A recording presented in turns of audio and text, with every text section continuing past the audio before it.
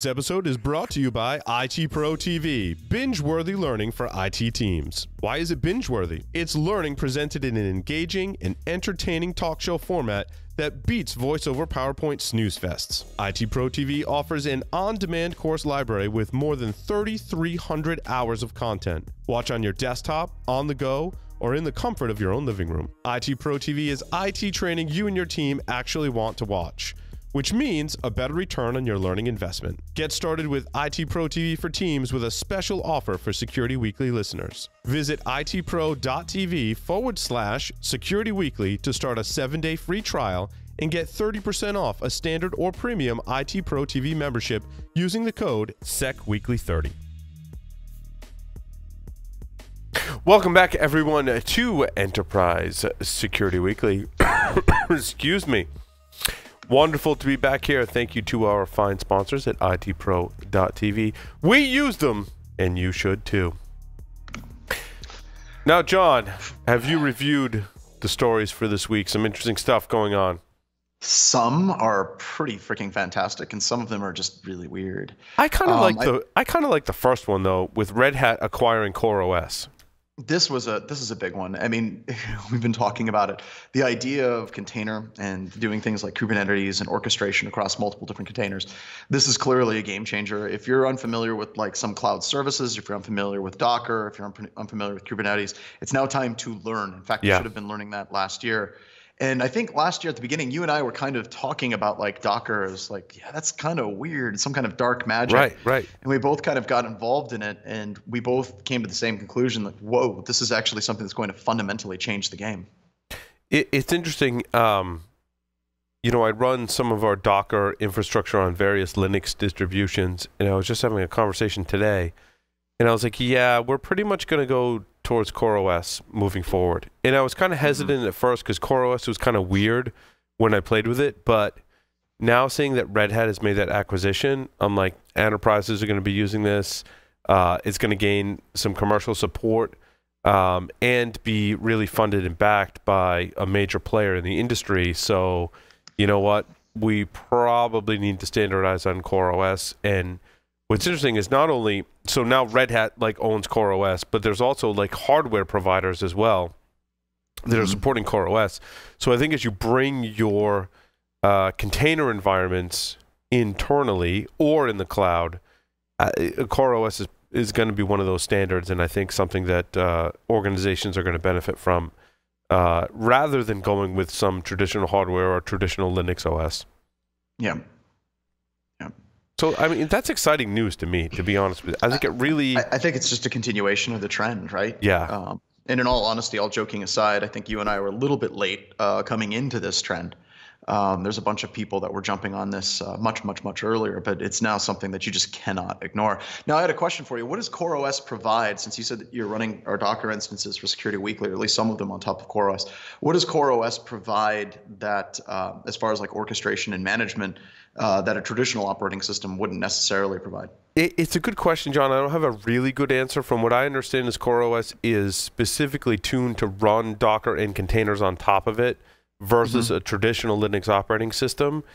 When I worked with it, being like a Unix Linux geek since about 1999, right? I was kind of like, well, that's kind of weird. Like there's a learning curve there that I just wasn't ready to undertake. And so I did Docker on various operating systems other than CoreOS. Now seeing this acquisition and hearing some other things that people are saying, like I want to get back to it. I think there's benefits there. I'm not exactly sure what they are. Listeners out there, if you're a big CoreOS user, please write in. You know, we'd love to have you on the show. In fact, one of the ideas we have for the show is to have a practitioner kind of segment on this show. I think, John, you certainly, kind of filled that role today. And so I'd love to hear your experience with CoreOS and your opinions on it. Yeah. I bet you an email is incoming from Apollo here in the next hour or so. Yeah, I'm curious to see what he would think of it. Yeah, no, that's a great point. Yeah. That's a great point. Yeah. Twistlock is in the news again with their cloud-native application firewall and a deep dive into that. That's weird. Some of the things I think are difficult for us to grasp. So we've talked about now containers and the Red Hat acquisition, right? There's lots of players in the space now that are providing this container security, Twistlock being one of them. And it's interesting to start looking at their various different approaches, how they change and morph, and some of the solutions they provide. Well, and this is a good article. I think a lot of it screams to me like there was somebody in the marketing department that said, hey, we need a firewall. We need to make sure it's a cloud-based firewall. We need a cloud-based firewall for native applications. And there you go. That's what it's now called. And all the defenses that they basically say it defends against are pretty much web application firewall style attacks. But after you get past that first section and it talks about the new approach, it actually does a very good job of kind of setting out the problem statement, going through an attack scenario and then going through like how it actually would stop that particular attack scenario. So while it starts out all markety and it's just weird and it looks like it's going to be a total garbage presentation, it actually does a very, very good job of stating what is the problem and how their solution actually addresses that problem. So once again, we've been talking about Twistlock a lot on the show lately. And I think that they're just doing a good job at actually describing what it is this thing actually does. Yeah, and I think there's a huge education of the market when it comes to microservices and container-based security. And there's a lot of players emerging that all have different takes on that problem and that solution, Twistlock being one of them. We've talked about how the traditional term of firewall means so much more when you get into containers, right? Because you're not, it's not a traditional network-based firewall. While there are networking components to it, it's more about the data, the applications, and the various connections. Yes. Like what data does these containers share, whether that be network-based, file system-based, like what is that is completely different, I think, when it comes to containers. It is, yeah, because a lot of times when you're dealing with containers, you're not just dealing with a web application. You're dealing with a web-based API that's throwing JSON around. And that's the thing that keeps on bothering me is we don't see this really implemented as a defense in many organizations at all, at least not effectively. Whenever you have a custom API, custom application, what the hell good does a firewall do to try to protect it if the firewall is not aware of how that API is throwing requests around and getting responses? So it's interesting. I think that there's some general attacks that it could detect when you're looking for patterns, but actually defending the application based on the data that should be transmitted back and forth like a good firewall should do, it gets infinitely more difficult. This next article is from TechCrunch. It's really just another announcement that basically Amazon has bought Sqrrl. I think at this time, John, I don't know how you feel about this, we're kind of uncertain as to what this integration is going to look like. Well, and Sqrrl is really, really cool. I think that it's a great company. Talked about it. Yeah. It's a great company. But anytime I've seen a demo or I've talked to the people at Sqrrl and they show it, it's basically a tool by geeks for geeks. Like you've got to be someone that's really, really super geeky and doesn't mind actually generating queries to get the data out of it, and then you can generate your templates. But it's almost as though if you know how to set up everything in Sqrrl so you're getting the data that you need so Sqrrl works properly and you have to be able to run the queries, it gets into a very serious question of what do you need Sqrrl for then at that point? And I know it automates and it helps with a lot of things, but it's not something that your junior network security analyst is going to jump right into and say, hey, this is great. So the question I wanted to ask you, John and Paul, is they were acquired for $40 million. And I believe that it was something like $29 or $26 million in investment. And if the company has like $26 million and it's purchased for 40, is that actually a good sign? Or is it just basically the people that were investing wanted to get out as quickly as possible? This was an opportunity from Amazon to buy it that got them out quickly and cleanly. Because it's not like $40 million purchase price is not that much higher than what the company had actually raised in $26 million. So I'd love to get you guys' opinion. That's a question more from Michael Sandarcangelo, who it's funny, Michael's actually here this week. Today, he was actually traveling to Boston to go meet with a client. But that's something I would like to ask Michael is, what is the ratio of purchase price to funding versus investment, and then purchase price to projected or revenue, current revenue or projected revenue, right? Like typically it's a 2 or 3 times existing revenue that is the purchase price kind of thing. So because Because here's why I think that that's an interesting question. Personally, knowing Sqrrl, looking at the product by geeks, for geeks, there's some technology in there that's just flat out amazing. It's a really, really cool product. Granted, it has a difficult learning curve. And Amazon now purchased them. And I think it's entirely possible that Amazon got an absolutely smoking deal, because I think what Amazon can do is they can take that core technology that exists under Sqrrl, make it a little bit more accessible for more users, and then really come out with a fantastic product. So I kind of am leaning towards Amazon got a smoking deal here. Obviously, they're going to help sell it. Yeah. One of the examples that I thought was really good about how important selling is in our industry, right? And you talk about having a really cool product for geeks that does fantastic things. When you look at it, so let's say you're going to write a book, right? And you've got a master's degree or a PhD in English. You're like, my writing's awesome. But guess what? When you're a best-selling author, this is from a book called Rich Dad, Poor Dad. I don't know if you guys have ever, I think, Johnson, you've read this book before, right? But when you're a best-selling author, that doesn't say that you're the best writing author. It says you're a best-selling author, which means you got to know something about sales. And I think this applies to this scenario where maybe Sqrrl had some great technology, but it wasn't best technology. It's the best-selling technology. And I think that's some of what Amazon is going to provide to Sqrrl, is to get that technology in more people's hands by helping with the selling aspect of it. So. Yeah, absolutely. I think it's going to be interesting to see how they integrate some of that technology into their existing platform. And like you said, Sqrrl is really a phenomenal product and does some very cool things. And I think it can provide some great value. And to your point, John, what I like about Sqrrl is they're a great community-based company too. I think they've done a lot for the community and shown that they're good citizens. So I wish them the best of luck in this acquisition, and I hope we see more great things come of it. Absolutely. This next title got really messed up. Artificial intelligence will be a game changer for cybersecurity in 2018. Go. Talk about solving all the problems. All the problems. Yeah, this is a great article to write up. That it's like, hey, look, there's hype in artificial intelligence. Let's say it's going to change everything, and then we'll talk about blockchain. Well, I think one of the themes on this show has certainly been we see vendors using the terms machine learning, artificial intelligence, and automation, and so many companies have latched onto that as just buzzwords. And what I like to think is that we can cut through some of that noise here on this show and talk about the companies that are using those technologies effectively to help you solve problems in your organizations. And that was really the only point I had in adding this article, was just be mindful of that. Even today. Also, let's take an example. I think the worst offender was Cylance for a long time.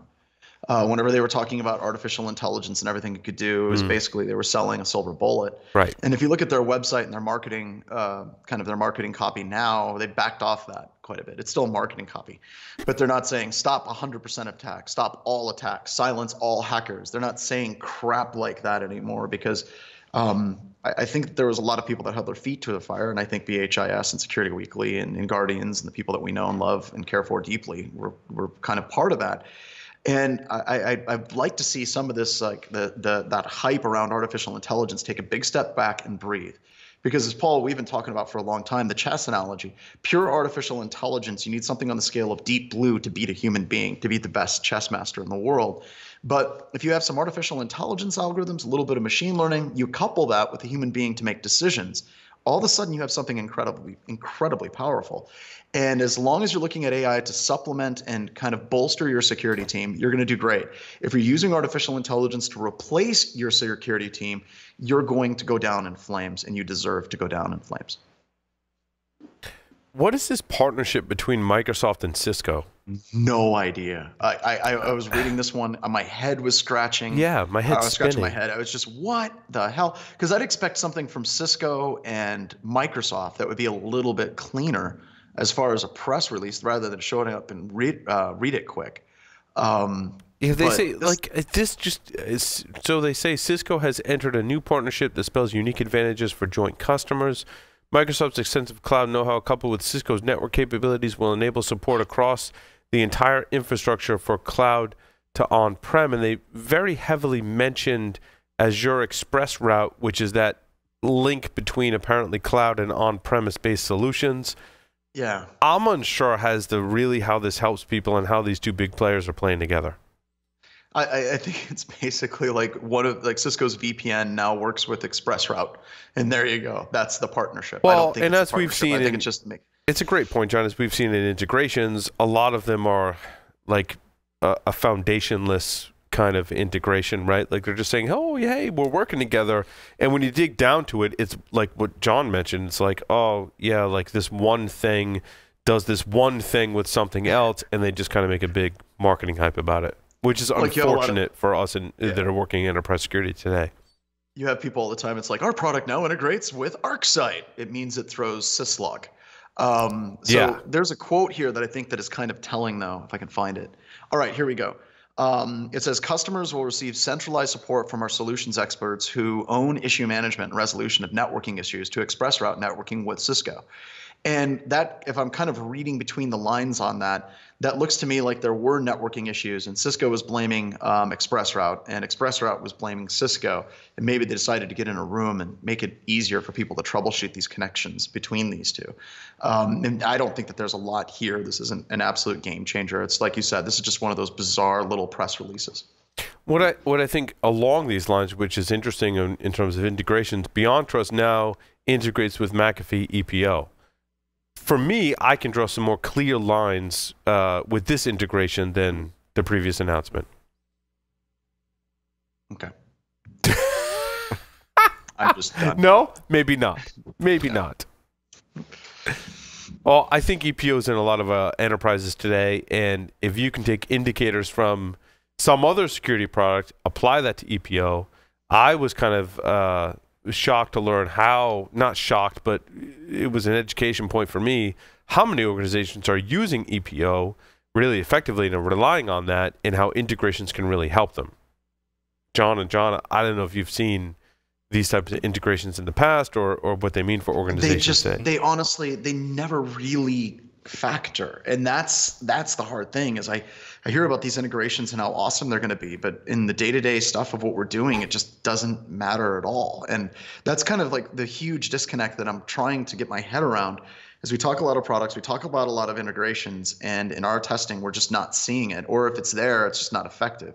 So it's a bit of a concern. So I'll throw it over to the other John, the Patriots fan John, to give his 2 cents as well.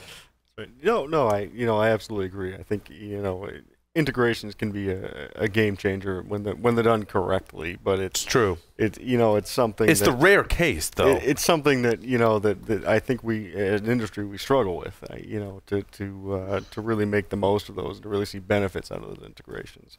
And it's something that we at DF Labs I think we try to achieve, and something that we continue to work on and try to bring that value back to the industry. They say they can selectively rotate privileged passwords on assets directly from EPO. I think there's something here to this integration. There certainly could be. Yeah. I think it. Depending on how it's implemented, I think that could definitely add some value to it. But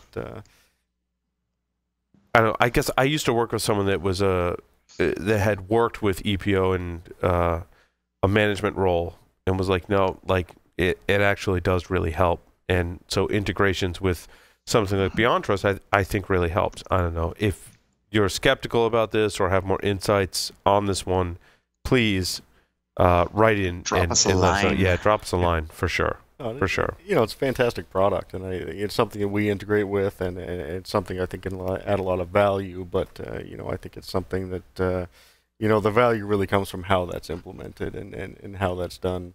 At the individual organization. And that's with any integration, right? There has to be a high level. I coach people and say there has to be a high level of skepticism about any kind of integration. Dig into the details and ask, what value does that actually provide? Because like John Strand said, like it could be, yeah, we take syslog from that. Like that's our integration. Like the integration can be so like fragile and just minuscule, or it can be something that is really important. Right. So if you have experience with that, we want to be able to differentiate between those different integrations, certainly. I think that rounds out our stories. That went really fast. That was good. Covered a lot of ground. 6 stories. John 2 Strand. interviews. Any parting words?